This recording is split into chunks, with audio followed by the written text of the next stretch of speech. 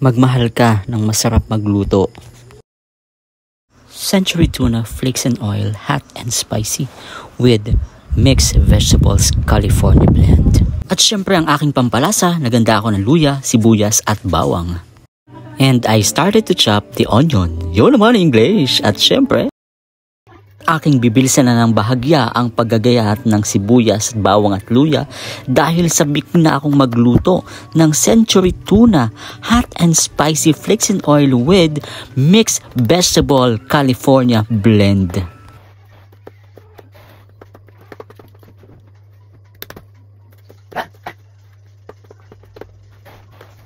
Yun naman, painitin na natin ang kawali na may mantika. Dahil kumukulo na ang mantika, isasangkutsan na natin ang ating ginayat na sibuyas, bawang at luya.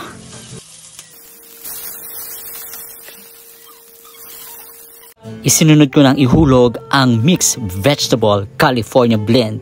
So sa mixed vegetable California blend, nandyan ang broccoli, carrots at iba pa.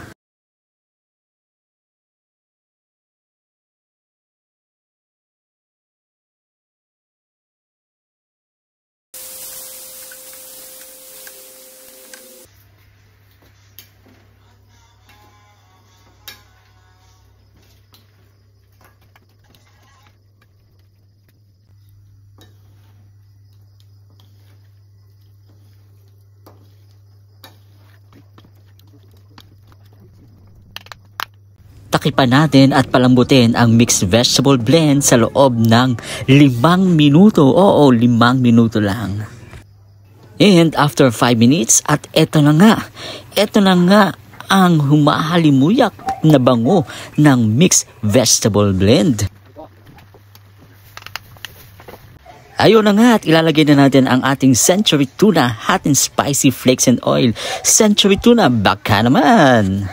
So, century tuna flakes and oil, hot and spicy ay isa kong paboritong ilahok sa aking mga nilulutong gulay. Kaya naman, I try to cook this kind of food para sa aming hapunan.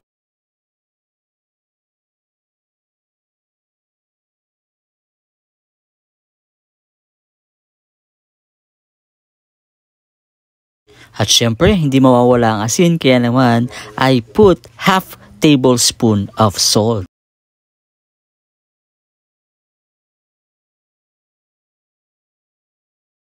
At para naman sa karagdagang lasa, nilagyan ko ng konting magic sarap. Oo, konti lang ako maglagay ng magic sarap sa aking mga niluluto.